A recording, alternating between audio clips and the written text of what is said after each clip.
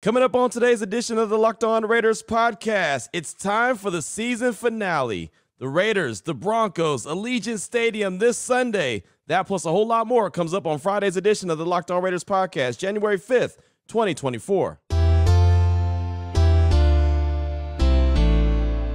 Just win. Just win. Just win. Just win. The autumn wind is a raider, pillaging just for fun. He'll knock you round and upside down and laugh when he's conquered and won. And won. And won. And won. And won. And welcome in, Raider Nation, to another edition of the Locked On Raiders podcast. Thank you so much for making the show your first listen of the day. Make sure you subscribe and follow for free on YouTube or wherever you get your podcasts to get the latest edition of the show as soon as it becomes available. As always, if you're checking us out on YouTube, thank you. Appreciate you. We can't appreciate you enough. As a matter of fact, you give us 3 minutes, you give us 33 minutes. We definitely appreciate that. And we appreciate my man Ari does a great job each and every day making sure that he gets us up on YouTube looking good, sounding good. No matter what my schedule looks like, Ari is always on the job. So we definitely appreciate him. Check him out on Twitter at Ari Produces. You can hit me up as well at your boy Q254. We got the Locked On Raider podcast voicemail line 707-654-4693. You'll get the calls and texts. Got a lot of feedback I want to get to as we close out the week really strong, close out the regular season really strong. We'll get that feedback in segment number 3 of today's Locked On Raiders podcast. Segment number 2, I had an opportunity to have Chad Brown, the former longtime linebacker in the NFL, 15-plus years in the league, played with the Seahawks, played with the Steelers, the Patriots, among others. Big-time player in the league. He's part of the media there in Denver. He's part of ESPN Radio as well. Had him on my radio show on Tuesday to talk all things Broncos, and also wanted to pick his brain about Antonio Pierce and the position that the Raiders are in. And it's funny, talking about the Broncos in Week 1, talking about the Raiders in Week 18, how different both of these teams are now from one week to the other, from the beginning of the season to the end. So we talked all things Broncos, Raiders, a whole lot of stuff with Chad Brown. Got a couple sound bites that I want you to hear from him. We'll do that in segment number 2. Here in segment number 1, news and notes as we always do. So let's go ahead and jump right into it after I tell you about the title sponsor of the show, which is LinkedIn Jobs.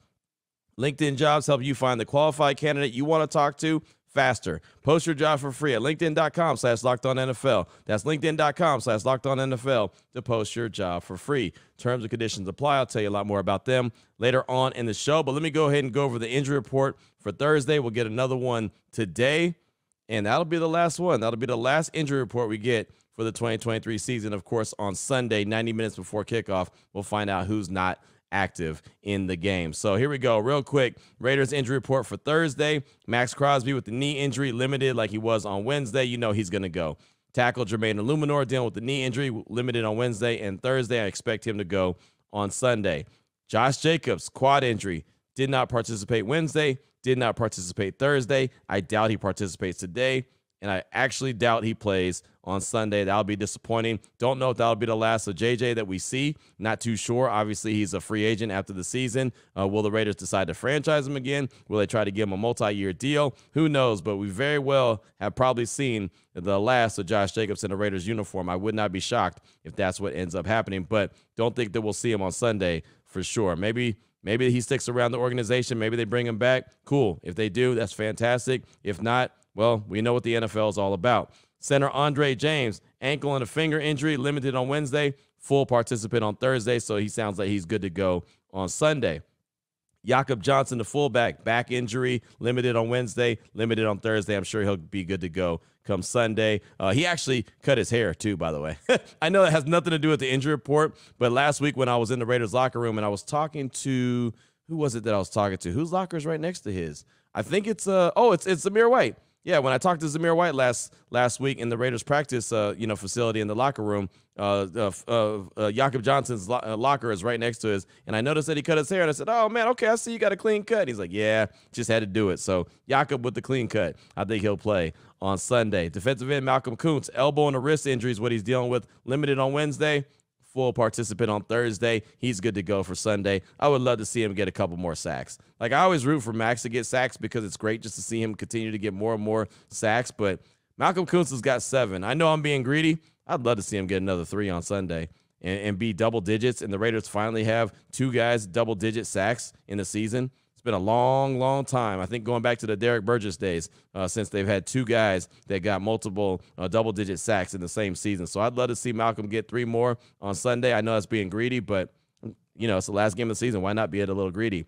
Tight end Michael Mayer, toe injury, did not participate on Wednesday, did not participate on Thursday. I'm sure he won't go today. Sure he won't go on Sunday. And a lot of people are like, well, what does he have? Does he have turf toe? What's wrong? What's going on with his toe, man? Well, how come he can't go play?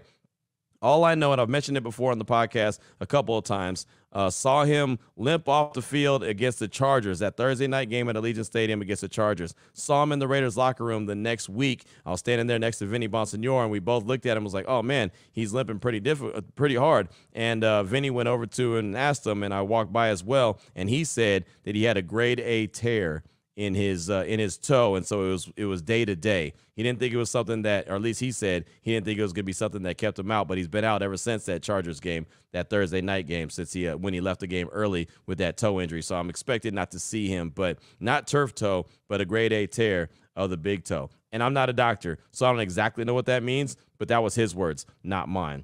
Tackle Colton Miller, dealing with the shoulder injury, limited on Wednesday.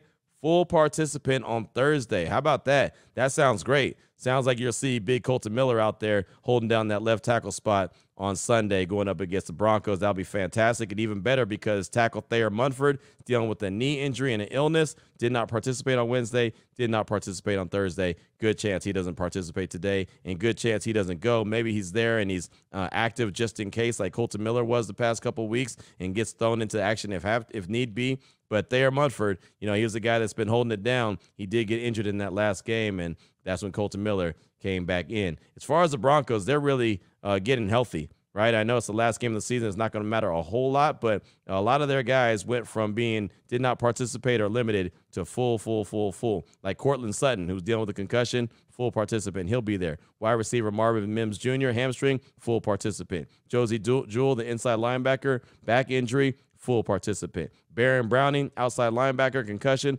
full participant. Samaje Perine, he just had rest, full participant. So they're all back. Riley Dixon, personal day, he didn't practice. Mike Purcell, same thing, rest. He didn't participate, but I'm sure they'll be good to go out there. Mike McGlinchey, the tackle, dealing with the rib injury, did not participate on Wednesday, did not participate on Thursday. That's something to pay attention to. And Chris Manhertz, the tight end, dealing with the illness, didn't go on Wednesday or Thursday, but with the illness, I have a good feeling that he has a chance to go come Sunday. So that's really pretty much the nuts and bolts of the injury report for both the Raiders and the Broncos on Thursday. Again, we'll get another one this afternoon, and then on Sunday, we'll find out who is inactive. Also, and this is the final nugget I have for you for segment number 1 of today's Locked On Raiders podcast. Coming up in segment number 2, you'll hear a couple sound bites from longtime linebacker in the NFL, Chad Brown. He was a guest on my radio show on Raider Nation Radio 920, Unnecessary Roughness. But Max Crosby, the awards keep coming in for Mad Max Crosby. He was voted by his teammates as Commitment to Excellence Award winner for the 3rd straight year. And Mad Max, he brings it. The Raiders defensive end Max Crosby was voted by his teammates to receive the Commitment to Excellence Award, marking the 3rd straight year that has bestowed him the honor. The Commitment to Excellence Award is presented annually to the Raider who best exemplifies hard work, leadership, and excellence on and off the field throughout the season. So I look at that and hear that description and think, how many of these can he win in a row, right? I think it's a great honor. I think it's awesome. I love the fact that the standard is the standard for him. Like, he's not backing down. He's continuing to bring it each and every year. But, man, if those are the requirements for the award, I can see Mad Max winning that thing 7, 8, 9 years in a row, right? Depending on how long he plays. But, man, I can see him winning that thing every year until he's done playing. If I'm the Raiders, if I'm the coaching staff, whoever the coaching staff is next year, I'm challenging someone in that locker room to win that award, not named Max Crosby, right? Somebody outwork that dude. Somebody show more commitment than that guy on and off the field, right? That would be the challenge. That would be one of those goals that I have up on the board. Hey, man, someone win this award that's not named Max Crosby. And if someone does, then you know what they're bringing, right? They're bringing it, and that's a positive. And maybe you can get more guys to want to try to get that award inside that locker room. Competition, man. All these guys love and they live and breed competition. So that could be something that the Raiders could use in their favor. Just my opinion. We'll be meeting with interim head coach Antonio Pierce one more time later on this morning around 10:50 at the Intermountain Health Performance Center. Of course, we can meet with them after the game on Sunday, and then the final time will be on Monday when he talks about the game, and then they have their final locker room activity on Monday. So the last few times of talking to interim head coach Antonio Pierce, and for my money, hoping it's not the last few times, hoping that he's ready for the offseason as well, and we get to talk to him then as the Raiders keep him on as the full-time head coach. But, of course, that's a conversation for another day. Coming up in segment number 2, as mentioned, Chad Brown. He was on my radio show. You're going to hear a couple sound bites from him on expectations for the game on Sunday, and he also talks to Antonio Pierce. We'll do it coming up in segment number 2 of today's Locked On Raiders podcast. And we'll get to that right after I tell you about the title sponsor of the show, which is LinkedIn Jobs. And at the start of the new year, every small business owner is asking themselves the same question. What's the one move I can make that'll take my business to the next level in 2024? LinkedIn Jobs knows that your success all depends on the team you surround yourself with. That's why LinkedIn Jobs has created the tools to help find the right professionals for your team faster and for free. LinkedIn isn't just another job board. LinkedIn has a vast network of more than 1 billion with the B professionals, which makes it the best place to hire. Hiring is easy when you have the best and that many quality candidates. So easy, in fact, that 86% of small businesses get a qualified candidate within 24 hours. It's why small businesses rank LinkedIn Jobs number 1 in delivering quality hires versus leading competitors. LinkedIn also knows that small businesses are wearing so many hats, it might not have the time or resources to actually hire. Thankfully, with LinkedIn, the process is quick and easy. Post your job for free at linkedin.com/LockedOnNFL. That's linkedin.com/LockedOnNFL to post your job for free. Do it right now. Terms and conditions apply.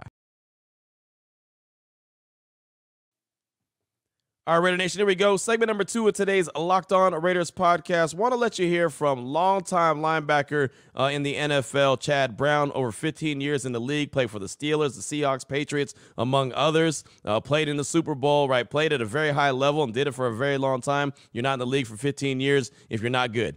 Chad Brown was fantastic. He's now part of ESPN Radio. I've actually done shows with him. 9 News in Denver. He's got plenty of different outlets that he covers. He covers the Denver Broncos. Used to have a daily radio show, as a matter of fact, in Denver. He was on my radio show here in Vegas on Thursday just to talk about the Denver Broncos, and we got into so many different conversations from high school to college to the NFL. I mean, just a bunch of different conversations. It was like a 20-minute conversation. If you want to hear the whole thing, go to lvsportsnetwork.com. Check out the podcast, Unnecessary Roughness. It's right there. It's in the first hour of the show on Thursday. You can check that out. But we started off talking about, and you'll hear my question posed to him, but what he expects to see from the two teams that are both out of the playoff hunt, but they're division rivals. The Raiders have a 7-game winning streak over them. Sean Payton has sat Russell Wilson, got Jarrett Stidham, who's returning to Las Vegas, returning to the scene of the crime at Allegiant Stadium. So what is his expectations? Raiders, Broncos, Week 18, no playoffs in sight. What does he think we're going to see on the field come Sunday? Former NFL linebacker Chad Brown is with us here on Raider Nation Radio 920, Unnecessary Roughness. So it's Week 18. Neither one of these teams are playoff teams. They've both been eliminated, but they're rivals in the division, and the Raiders have a current 7-game winning streak over the Broncos. What do you expect? What kind of team do you expect to be on that field at Allegiant Stadium on Sunday? Teams that are obviously have nothing to play for from a postseason perspective, but I think the incentive for the guys in the locker room is maybe a little bit greater with the Raiders than it is with the Broncos. The Broncos, it's going to feel a bit like a preseason game. There's a backup quarterback in the game. There's also a couple of guys who are nicked up who won't be playing. Sean Payton wants to end the season on a high note with a winning record, but I think it just feels far different than maybe it does in that Las Vegas locker room. Right. With Antonio Pierce, who's trying to solidify becoming the next coach of the Raiders, and there seems to be a lot of guys in that team who want him to be in that role and are now have something to play for other than just, I want to play well this last game because I got professional pride. They're trying to accomplish something there. So I see teams with slightly different levels of motivation, and I see a Raider team that's, I think, a little bit ahead as far as the Broncos, as far as playing together. The Broncos have now stumbled a bit here at the end of the schedule. So it didn't sound like Chad expected a whole lot from the Broncos. And he talked about Jarrett Stidham being part of the reason, expected that, talking about the Broncos haven't had as much time on task. And then you also heard him mention that the Raiders are out there playing with a purpose. They're playing for their head coach, Antonio Pierce. And I do believe that. Normally I do keys to victory. I think the Raiders are going to win.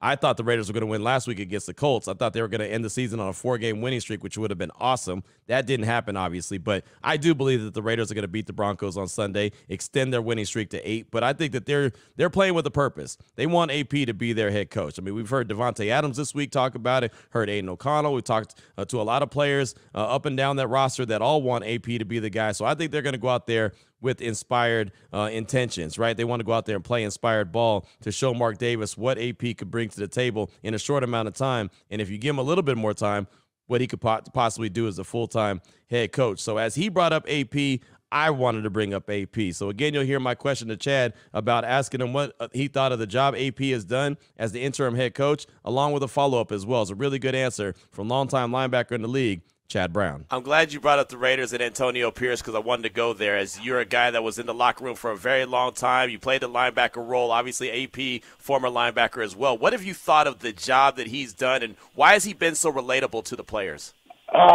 So in the last 4 or 5 years, when a coach gets hired, he's typically hired because he's young, he's an offensive mind, and maybe he spent time with Kyle Shannon or Sean McVay.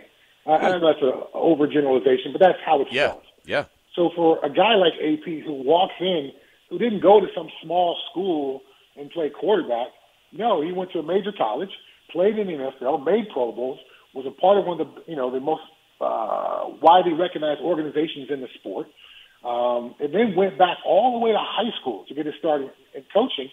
But still, even now, I hear some of his press conferences, he talks like a linebacker. Football players can relate to that. It's one thing to get up on the board and draw up some schemes and some X's and O's. At the same time, it's quite another when you hear your coach talking about playing physical, putting the other team in pain. Coaches don't talk like that anymore. It was refreshing to hear AP talk like a linebacker, but as a head coach, he was a former linebacker. And I think his team buys into that because that's the kind of conversations that are happening in the locker room, not about some amazing scheme that Sean McVay ran or Kyle Shanahan ran. Do you think that he could be the right guy for the job? I think so. But I looked at my bank account earlier today, and I am not a billionaire. So I can't pretend to think like a billionaire. Right. I can't pretend to think like an NFL owner. But from my perspective, here's a guy who's, again, went back to high school, did it in college.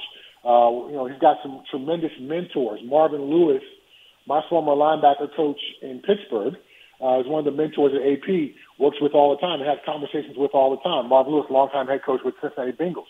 So he's got some folks in his corner. He's got the experience. And again, I think he's relatable. And in the end, being the head coach is a different job than being a coordinator.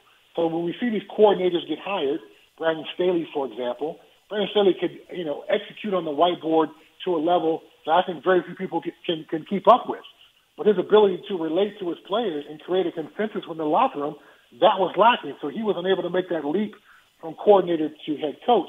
Whereas AP, I think he still carries enough of that former player mindset that he's instantly relatable. And that gets guys to buy in. And I think from a head coaching position, that's actually more important than having some dazzling X's and O's background. So there you go. I thought that was some really good stuff from Chad Brown. And, I asked these kind of questions to guys like him. Guys that have been there, done that in the locker room. I ask guys like Lincoln Kennedy, ask guys like Eric Allen, right? Ask all kind of Harry Douglas, like any guys that I know that have been there, done that. Mike Pritchard, all these different guys that have played in the league for a long time. Hey, what are your expectations? What would get you fired up? What would make you want to go, right? And what every one of them to a T is describing is what Antonio Pierce is bringing to the table. And you hear how Chad Brown breaks it down. Yeah, I mean, it's not about the Sean McVay tree or the Kyle Shanahan tree. How about go up there and talk to these players like a linebacker? You heard how he said it was refreshing to hear AP talk like a linebacker but still be a coach,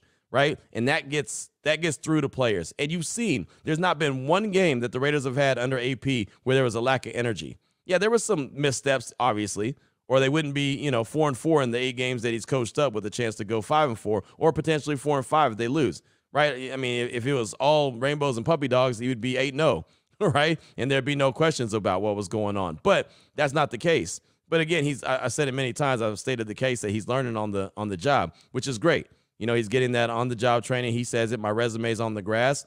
Obviously he's going to have the interview process. He's going to have to go in there, talk to Mark Davis, explain to him. Really, I think one of the biggest questions is how do you fix the offense? And he's got to explain, what his plan is. And that's got to make sense to Mark Davis. But I love the breakdown from Chad Brown on AP. You heard what he said. He thinks that he should get the job. Just about everybody that I've talked to and asked the question has said the same thing. But I've said it to you here on the show so many times. I want you to hear from others. That's why I bring snippets of interviews that I do on my radio show, or sometimes the whole interview. Like I said, that last one with Chad Brown was almost 20 minutes, so I didn't want to bring the whole thing to you. I want to make sure we got some calls and texts coming up in segment number 3. But just all these guys to a T, you hear it from guys that have been in the locker room, been in the trenches, and you hear what they have to say about AP. I think that really goes a long way. I didn't get to bring the Brandon Jacobs conversation to the table here on the podcast just because I think we had crossover Thursday or whatever the case may be. Some reason I wasn't able to bring it to the table, but Brandon Jacobs, who was a former teammate of Antonio Pierce's in New York, won a Super Bowl with him, said if AP called him and said, hey, I need you in Vegas to be on my coaching staff, he would pick up his family, move them from Connecticut, where he lives right now, and move them to Vegas to coach with AP. Like that's how much Antonio Pierce means to some of these guys across the league. I think that tells you a lot when a guy's willing to move his whole family across the country to be a coach because another guy, a former teammate, calls him and says, hey, man, I need you. I think that's a hell of a testament to who Antonio Pierce is. Coming up in segment number 3, your calls and texts off that Locked On Raider podcast voicemail line, 707-654-4693. We'll get to that after I tell you about BetterHelp. And today's edition of the Locked On Raiders podcast is brought to you in part by BetterHelp. Sometimes around the New Year's, we get obsessed with how to change ourselves instead of just expanding on what we're already doing right. Maybe you finally organize one part of your space. Now you got to tackle another. Or maybe you're taking your supplements every single morning. Now you want to take a step further and actually eat breakfast too. Therapy helps you find your strengths. You could ditch the extreme resolutions and make changes that really stick. We always have resolutions. I don't even do them anymore because I know what they are worth. For me, nothing. But therapy can help you, again, find your strength. If you're thinking of starting therapy for any reason, big, small, doesn't matter. Therapy don't discriminate. Give BetterHelp a try. It's entirely online, designed to be convenient, flexible, and suited to your schedule. Fill out a brief questionnaire to get matched with a licensed therapist, and the better part of the whole situation, if you don't like that therapist, you're just not clicking, you can switch at any time for no additional charge. So what do you have to do? I'm glad you asked. Celebrate the progress you've already made. Visit BetterHelp.com/LockedOn today to get 10% off your first month. That's BetterHelp, HELP.com/LockedOn.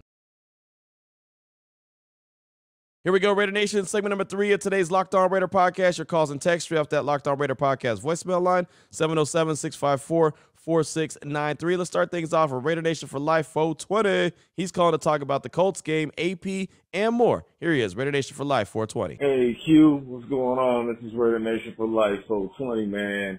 Happy New Year to the whole Raider Nation and your family, man.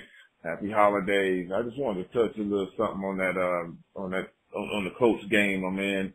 I'm with you on that AP thing, man. I believe he, even though he's had some ups and downs through this quick little interview, I hear a lot of people, saying that he's not, he may not be it. They jumping back and forth off the bandwagon. I mean,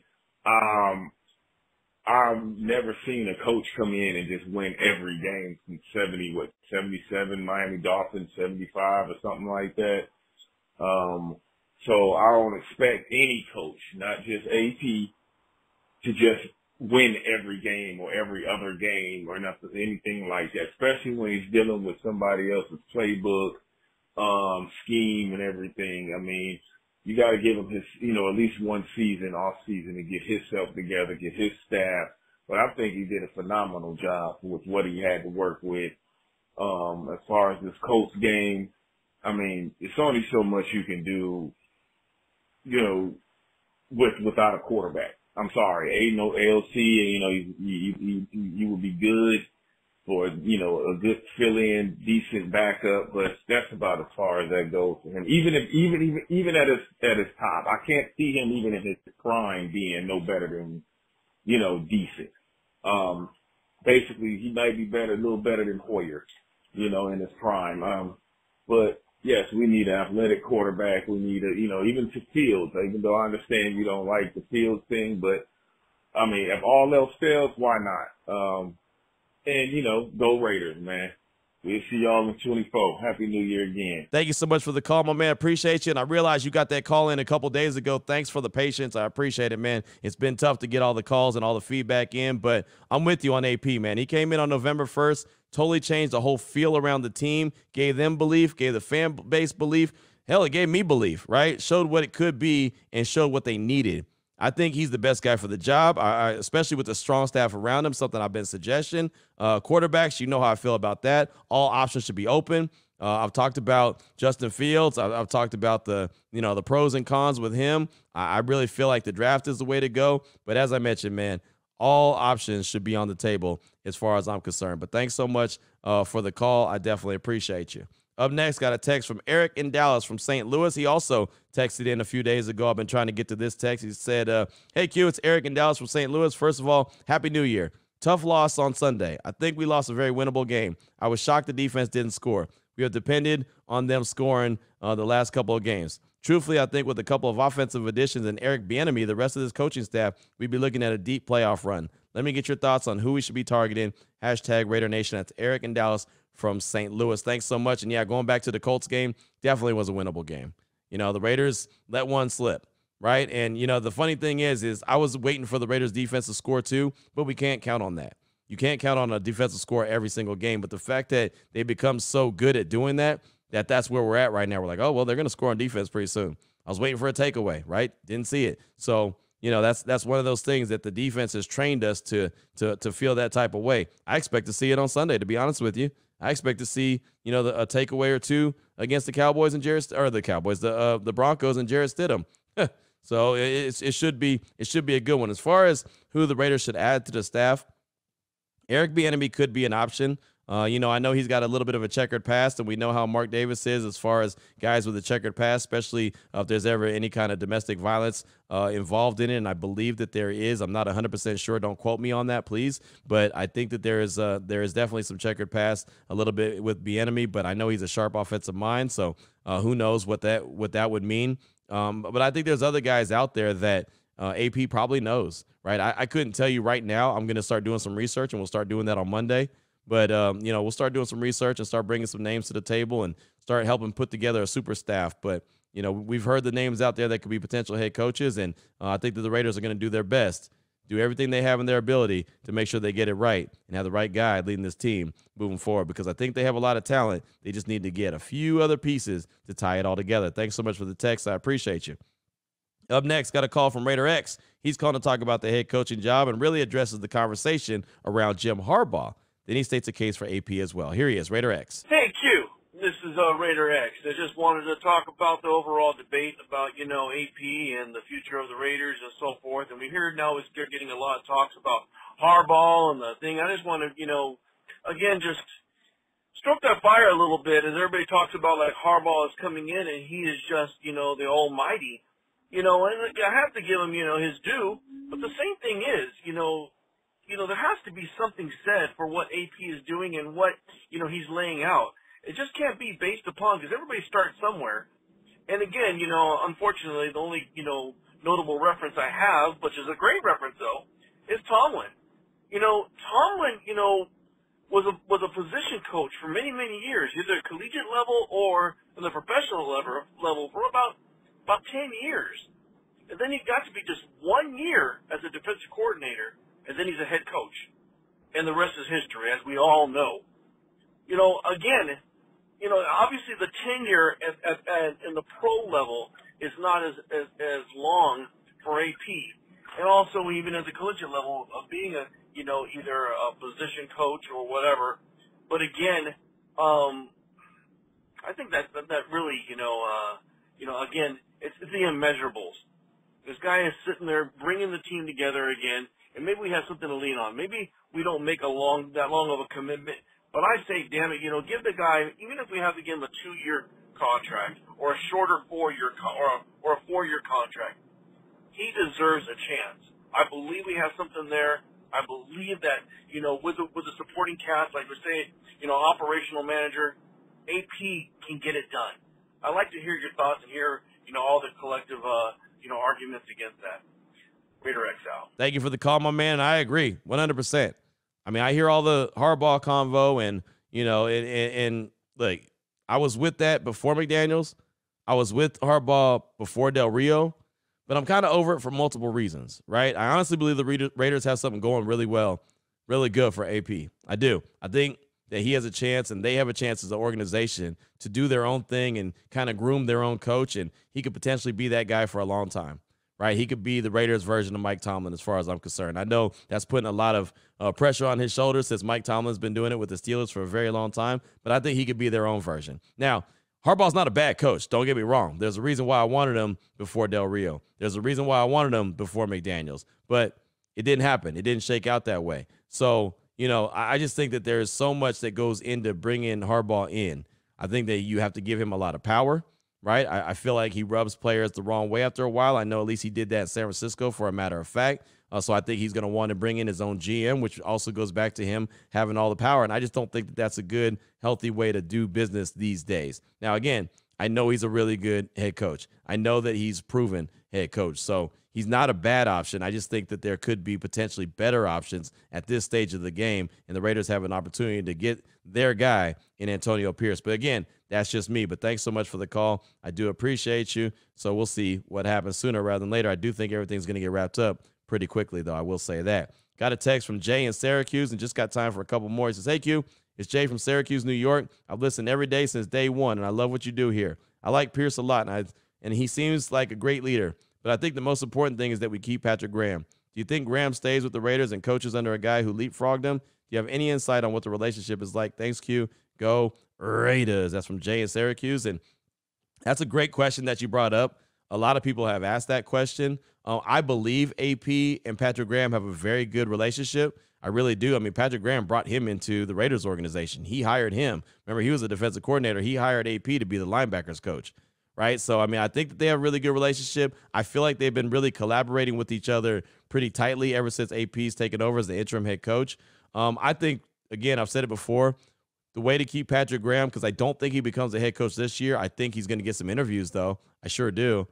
I think that they give him assistant head coach title, bump him up in pay, right, and give him that love. That sweetens up his resume as well. He wants to be a head coach. I know his ultimate goal is to be a head coach one day. You get that assistant head coach title on your resume, and then you go out there and you put together another really good season with the defense playing the way it's played this year, then all of a sudden you're cooking with grease, and now there's a team out there that wants to hire you. I think that that'd be the way to keep Patrick Graham. I don't think that, and I don't know him personally like that.